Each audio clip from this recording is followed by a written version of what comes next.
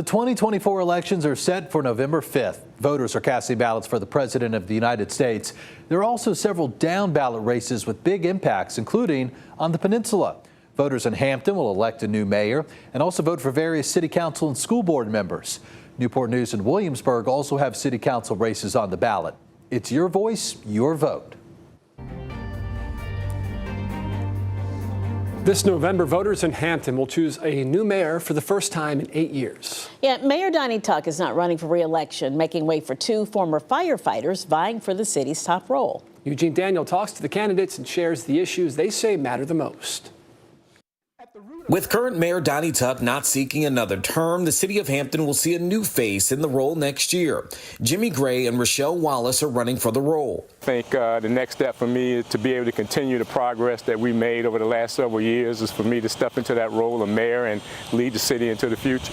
Gray, the city's former fire chief and assistant city manager, has been vice mayor for 6 years. He says he wants to build on the city's recent strategy on public safety and to provide more resources to support youth. I'd like to totally eliminate violent crime in Hampton, and I think working with the partners that we have in the community, we can accomplish that.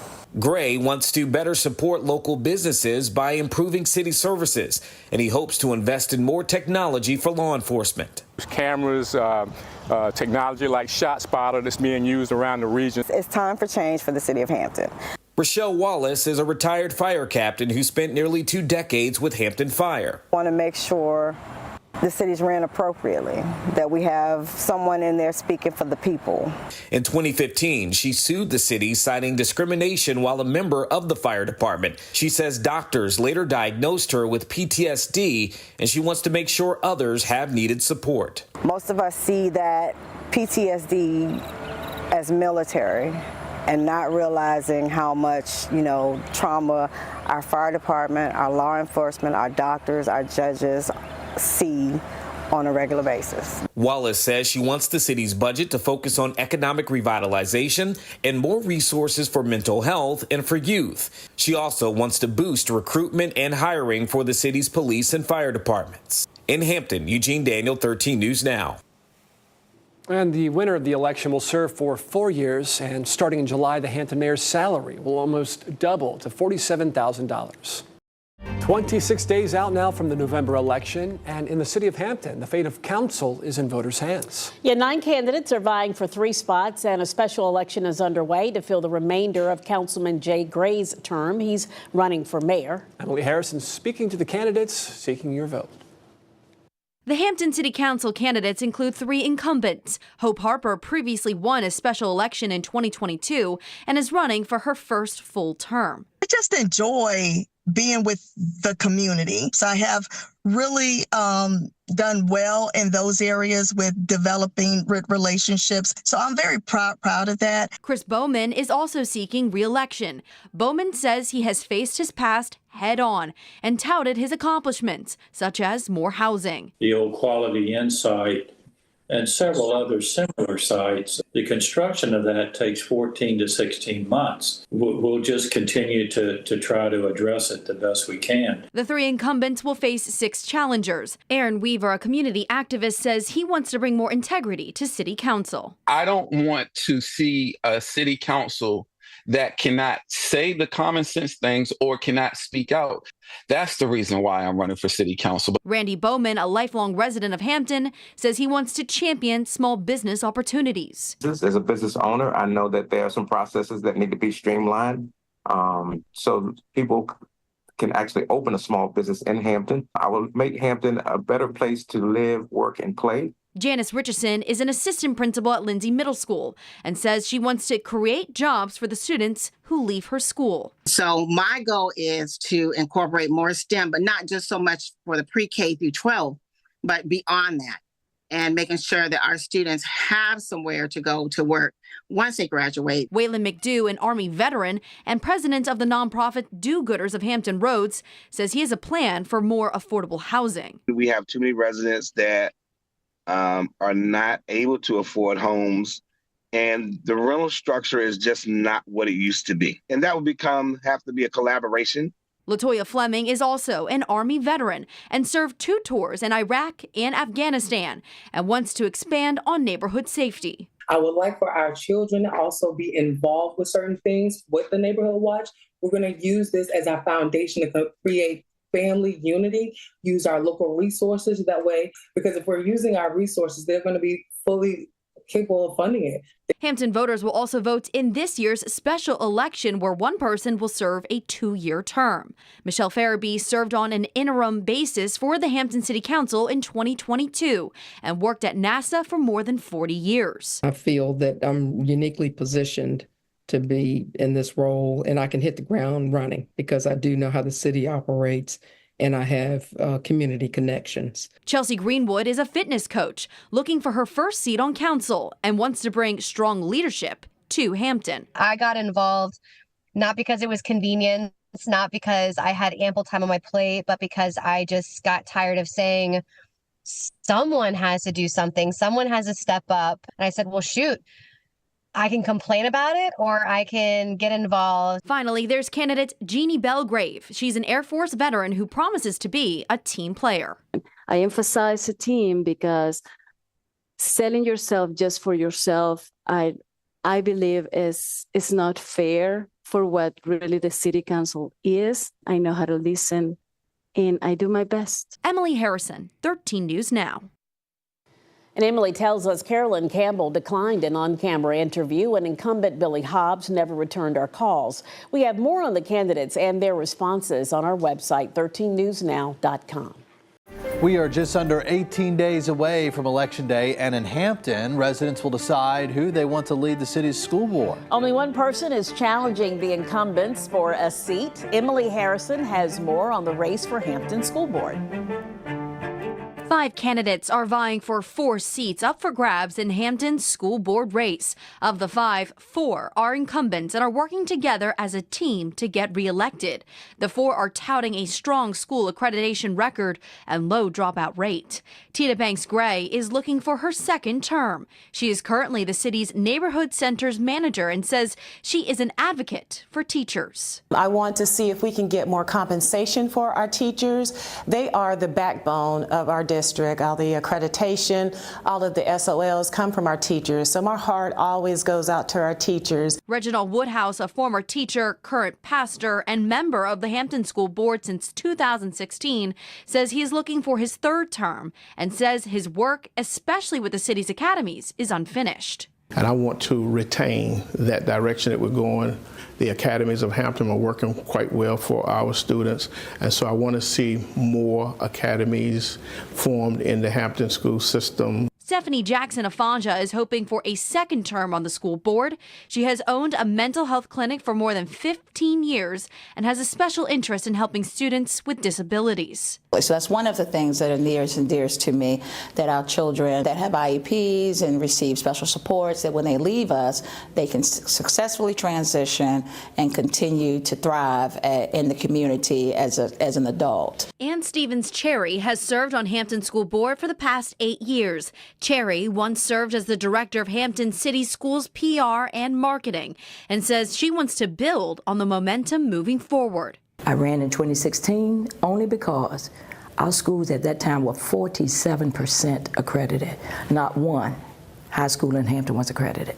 We ran, we won, we got some other people on board to make a team, and now we're 100% accredited for 3 years in a row. There is only one new face in the race, Natalie Kidd. At 24 years old, Kidd is the youngest candidate in the race. Kidd once served as the student representative for Hampton Public Schools.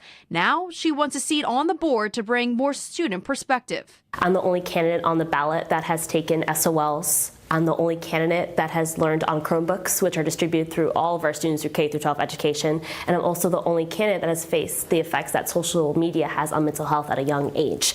And it's really important that we just have someone younger representing our students on the school board. Only 4 of the 5 candidates will get a seat for Hampton's school board race. Emily Harrison, 13 News Now.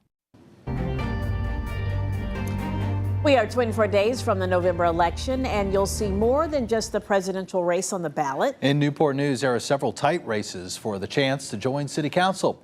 Emily Harrison spoke to the candidates seeking your vote. 8 candidates want your vote for Newport News City Council, including 2 incumbents and 6 challengers. In the North District, incumbent Marcellus Harris runs unopposed. He says he will continue his fight against gun violence. I got into this endeavor because of losing a student due to gun violence, and that's going to be one of the things that I continue to advocate for. The race is tight in the Central District of Newport News, where 5 candidates are running for 1 seat. Rob Coleman, CEO of a Hampton Roads nonprofit, says it's not the first time he's run for office, but he wants to lead the city in the right direction. I have a record of being in the community, previously being on council, working at the sheriff's office. It's about where we can find commonalities and where we can work together. Andrea Diggs, president of a local nonprofit, says she spent her life helping as a licensed clinical social worker, and now she wants to help the people of Newport News. I prioritize empathy, ethical behavior, and the well-being of everyone. I've always advocated for vulnerable populations. My experience working with at-risk youth, individuals with mental health challenges, people with disabilities. Scott Cox works for pest control, but previously worked as Dinosaur Man at the Virginia Living Museum. He is also a Navy veteran and says he understands hardship. When I started this process, I was unemployed. Back in November, I'd gotten laid off and I didn't want to quit. Compared to the other candidates, I actually can relate to the struggle that's going on in our community. Justin Kennedy is an attorney with decades of law experience, and now Kennedy says he has a few plans to represent the Central District. I believe that the city needs to take an innovative approach, dig into technology, understand what's happening in the world, and pick up the pace of progress here. Stephen Ferguson is a former firefighter and current business owner. Ferguson says he wants to pave the way for more small businesses to come to Newport News. Small business is the cornerstone. If you're looking at business opportunities or bringing a business to Newport News and you realize we have the highest property tax on the Peninsula, 3rd highest property tax in Hampton Roads, probably not going to move to Newport News. 2 people are running in the South District race, incumbent Tina Vick and Clifton Atkins. Atkins has never held public office,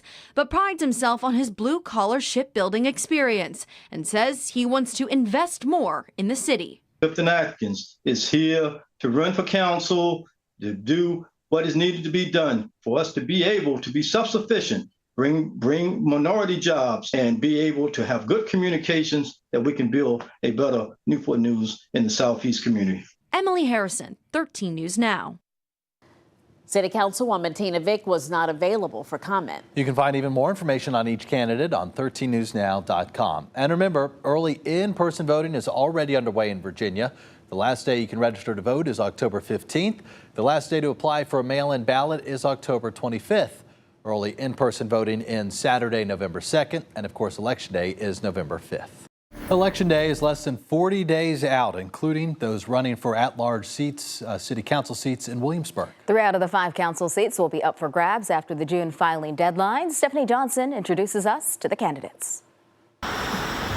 In Williamsburg, 5 names will appear on the election ballot for city council in November, and 3 seats are up for grabs. Vice Mayor Pat Dent is seeking re-election.